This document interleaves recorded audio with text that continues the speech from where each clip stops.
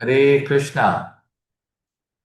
29 जून 2026, ज्येष्ठ महीने की पूर्णिमा तिथि। ये मनवादी तिथि भी है। मनवादी तिथियां कुछ ऐसी सेक्रेड तिथियां होती हैं जो मनवंतरों से जुड़ी होती हैं। और मनवंत्र जो हैं ये कॉस्मिक एजेस हैं जो मनुज के साथ, यानी कि ब्रह्मा जी के पूरे एक दिन के साथ, जहां पर 14 मनवंतर होते हैं। और वहां पे कुछ तिथियां हैं जो मनवादी तिथि कहलाती है, जहां पर एक मनवंतर की शुरुआत होती है। और इस तिथि को आप जाने ना दें। इस तिथि में जब भी कोई मनवंतर तिथि में पूर्णिमा आ जाए, तो ऐसे में इस तिथि में पितृ तर्पण करना, यानी कि पितरों की शांति के लिए अनुष्ठान करना, दान करना, जप करना, मेडिटेशन, ध्यान में बैठना, और किसी भी प्रकार की जो हमारी प्रथाएं हमारे पूर्वजों के साथ जुड़ी हुई हैं उनको करने से आपको समाज में हेल्थ को लेकर, स्वास्थ्य को लेकर, पैसे को लेकर, आपके स्टेटस को लेकर परम फल मिलता है। तो आई थॉट कि मैं ये वीडियो आज आपको लिए हिंदी में बनाऊंगा। और इसमें मैं आपको कुछ छोटी छोटी 3-4 चीजें जो है मैं चाहता हूं कि आप कल करें। सुबह 3:04 पे 29 जून को आपकी पूर्णिमा तिथि आरंभ हो जाएगी, और उस समय सूर्य उदय भी नहीं हुआ होगा। तो सूर्य उदय जब होगा तो पूर्णिमा तिथि होगी, और अगले दिन 30 जून सुबह 5:30 बजे तक अप्रोक्सीमेटली ये पूर्णिमा की तिथि रहेगी। तो व्रत आप कल कर सकते हैं, और जरूर करिए, क्योंकि ये जो मंथ है, ज्येष्ठ मंथ की जो पूर्णिमा है, इसका बहुत महत्व है। एक तो आप व्रत करें, व्रत से आपके बच्चे, आपका परिवार सुखी जीवन व्यतीत करता है। स्पेशली अगर मदर अपने बच्चों के लिए, परिवार के लिए व्रत करती है, तो ये व्रत संतान के लिए, संतान की प्रोग्रेस के लिए बहुत अच्छा माना गया है। कल आप पितरों के नाम से मंदिर में ब्राह्मण को अवश्य दान करें। आप एक छोटी सी राशन की किट बनाएं, आटा, दाल, चावल, घी, तेल, और उसको आप जाकर ब्राह्मण को देकर आए।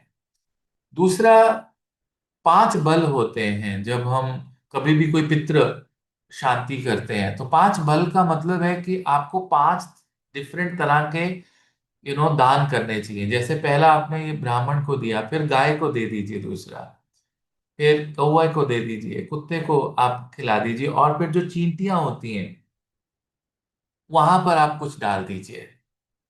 तो ये आपको 5 दान तो करने ही हैं। इसके अलावा आपको व्रत करना है, और व्रत में सत्यनारायण जी की कथा को आप घर पे बैठ के भी कर सकते हैं, उसे मत भूलिएगा। और चूरमे का या हलवे का प्रसाद आप विष्णु और लक्ष्मी जी को अर्पित कर सकते हैं। इसके अलावा अगर आप घर पे छोटा सा हवन कर सकें, या बहुत से हमारे आर्य समाजी भाई हैं और वो हर रोज हवन करते हैं, तो इस समय कभी कभी अकेले होते हैं, परिवार नहीं होता, तो पूरे परिवार को बिठाकर आप हवन करें, या आप किसी ब्राह्मण को बुलाकर आप गायत्री मंत्र का हवन कर लीजिए घर पे। इससे भी आपको बहुत लाभ होगा। और कल विशेष तौर पे जो सफेद और काले तिल होते हैं उनको दान करना चाहिए। अब उनको दान कैसे करें?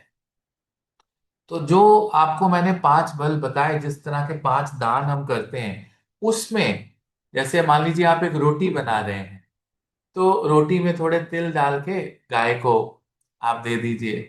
तो तिल, सफेद काले तिल, थोड़ा सा आटा और थोड़ा सा चीनी, ये मिक्स करके आप जो है चींटियों को डाल दीजिए।